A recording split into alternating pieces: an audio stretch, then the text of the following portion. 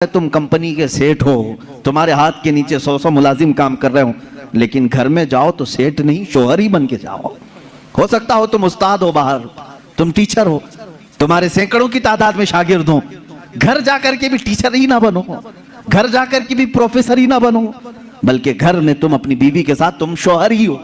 तुम कंपनी के सेठ बाहर, तुम उस्ताद बाहर, लेकिन खातून के साथ शोहर वाले सुलूक में ये होना चाहिए, कभी औरत तुम्हारे साथ मजाक कर ले तो इस तरह बिगड़ने की जरूरत नहीं कि बाद लोगों के मुतालिक ये सुना है, वो कहते हैं बाहर 200 लोग मेरे हाथ के नीचे काम करते हैं, तू कैसी औरत है, तुझे बात करने की तमीज नहीं। बाहर जानती हो मेरी कितनी इज्जत होती, बाहर जानती हो लोग मुझसे टाइम लेते हैं बात करने का, और तू मेरे साथ तू तड़ाक करती है।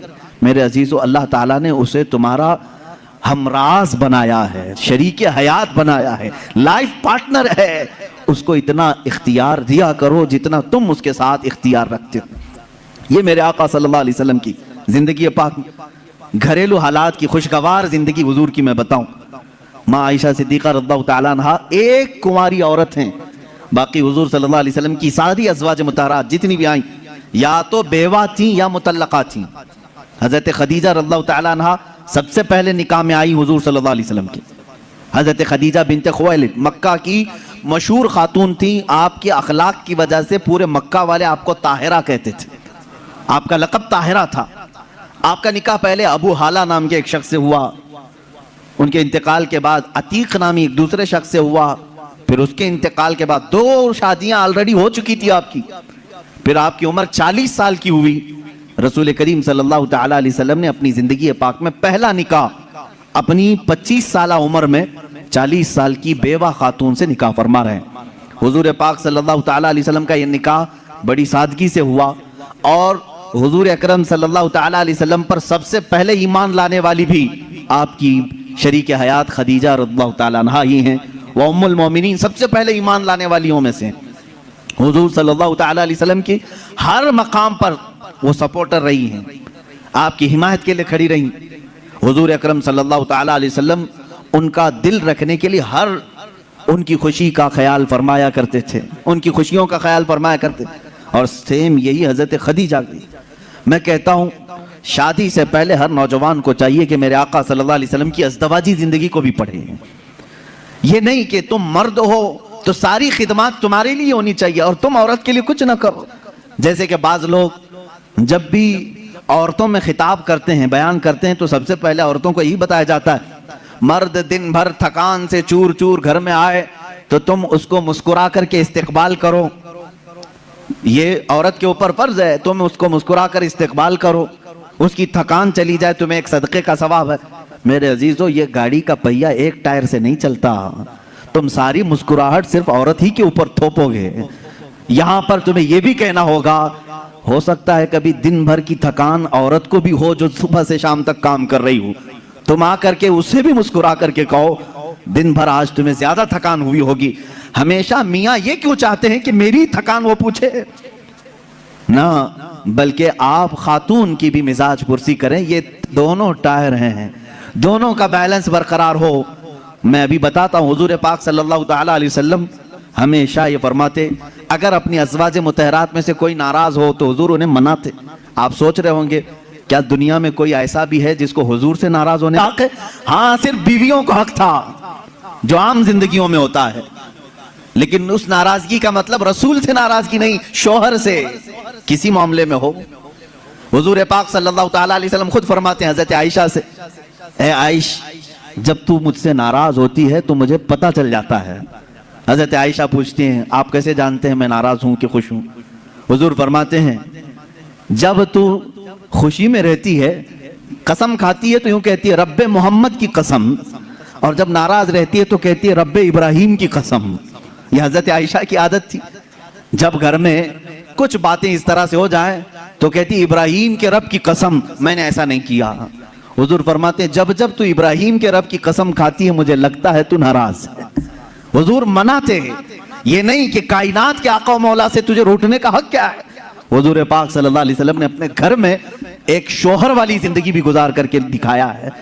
एक मर्तबा हजरत आयशा सिद्दीक़ा रज़ियल्लाहु तआला अन्हा घर में حضرت زینب ایک دوسری زوجہ ہیں حضور کی، حضرت زینب بنت جہش رضی اللہ تعالیٰ آئیں، حضرت عائشہ میدے کا شیرہ بنا رہی تھی، آٹے کا ستو جس طرح سے ہوتا ہے میٹھا کچھ بنا رہی تھی، جیسی وہ بنا اس میں کچھ خرابی ہوئی ہو یا جو بھی، حضرت عائشہ حضرت زینب کو کھلانے پر اصرار کرنے لگی کہ آپ گھر میں آئی ہیں، یہ شیرہ پورا کھائیں گی آپ۔ حضرت زینب کہہ رہے میرا جی نہیں چاہتا، میں نہیں کھاؤں گی۔ حضور پاک صلی اللہ علیہ وسلم بیٹھے ہوئے، حضرت عائشہ نے وہ شیرہ اٹھا کر پورا ان کے منہ پہ لگا دیا۔ اللہ کے نبی صلی اللہ علیہ وسلم مسکراتے رہے، کچھ نہیں فرمایا۔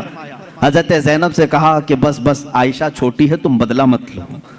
یہ حضور پاک صلی اللہ تعالیٰ علیہ وسلم کی خانگی معاملات ہیں، اپنی ازواج مطہرات کے ساتھ حسن سلوک ہے۔ انہیں آپس میں مذاق کرنے کا اختیار تک میرے آقا نے دے رکھا تھا، یہ نہیں کہ اتنا ٹائٹ کرو کہ ہنسنا بھی مشکل ہو جائے، اتنا تم ان کے اوپر سوار ہو جاؤ کہ بات کرنا بھی مشکل ہو جائے، نہیں۔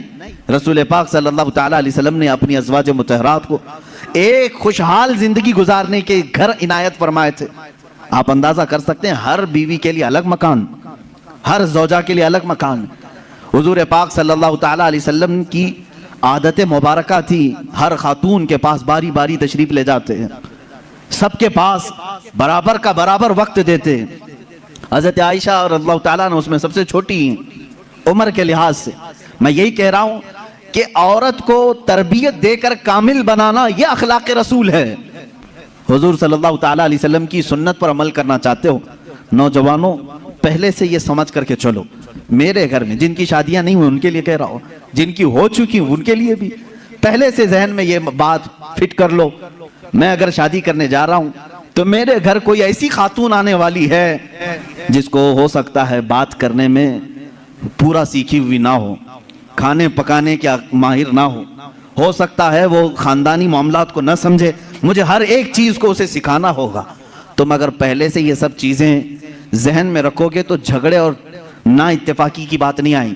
تم پہلے سے ایکسپیکٹیشن یہ رکھ کر کے بیٹھے ہو کہ یہ ساتویں آسمان سے سیکھ کر کے آئی ہوئی ہے گھر میں، کبھی کچھ بات چیت ہو گئی تو سیدھے جھٹ سے یہی کہا کیا تمہارے اماں باپ نے یہی سکھایا تھا، یہی بات۔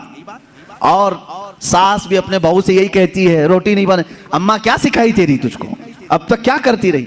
میرے عزیزو، رسول پاک صلی اللہ تعالیٰ علیہ وسلم کے پاس حضرت عائشہ جب آئی 9 سال کی عمر میں تھی، ان کی سہیلیاں کہتی ہیں آٹا گوندتے گوندتے وہ سو جاتی تھی، اسی میں سو جاتی تھی، رات ہو جاتی تھی۔ حضور پاک صلی اللہ تعالیٰ علیہ وسلم نے ایک دن بھی سختی نہیں فرمائی کہ عائشہ آٹا گوندتے گوندتے سو گئی، آٹے میں ہی ہاتھ رہ گئے۔ حضور اکرم صلی اللہ تعالیٰ علیہ وسلم نے انہیں مہ کامل بنایا۔ یہ اللہ کے رسول صلی اللہ علیہ وسلم کے اخلاق کریمہ ہیں۔ عورتوں کو تم جس قدر اچھی تربیت دو گے تمہاری محبت اتنی ہی ان کے دلوں میں ہوگی اور اتنی ہی عظمت بھی بڑھے گی، اتنی عظمت بڑھے گی۔ اور رسول پاک صلی اللہ تعالیٰ علیہ وسلم کی اس عظیم سنت پر بھی عمل ہوگا۔ بعض لوگ یہ سوچتے ہیں کہ فل ہائی کوالیفائیڈ چاہیے، پوری طرح سے میچور چاہیے، تو تمہارا یہ ایکسپیکٹیشن بعض دفعہ تمہیں دھوکہ دے دیتا ہے۔ تم جو کچھ بھی سوچ کر کے رکھے ہو وہ نہیں آئی، چڑچڑ ہو جاتا ہے، دماغ میں الگ الگ وسوسے آنے لگتے ہیں، پھر دوسرے کا خیال آنے لگتا ہے، اور پھر دوسری بھی ویسی نکلی تو کیا کرو گے۔ اسی لیے اخلاق رسول یہ ہے، اللہ کے نبی صلی اللہ علیہ وسلم کے پاس وہ عورتیں آئیں جو الگ الگ خاندان کی تھیں، الگ الگ مزاج کی تھیں، الگ الگ قبیلوں کی تھیں۔ ارے یہودیوں کے خاندان سے حی بن اخطب کی بیٹی صفیہ رضی اللہ تعالیٰ عنہ حضور کے گھر آئی، ان کے پورے رسم و رواج الگ تھے، سارے خاندانی معاملات الگ تھے، لیکن کیا کبھی وہ مس میچ ہوئی حضور کے ساتھ؟ رسول پاک صلی اللہ تعالیٰ علیہ وسلم نے ان کے ساتھ بھی زندگی کیسے گزاری؟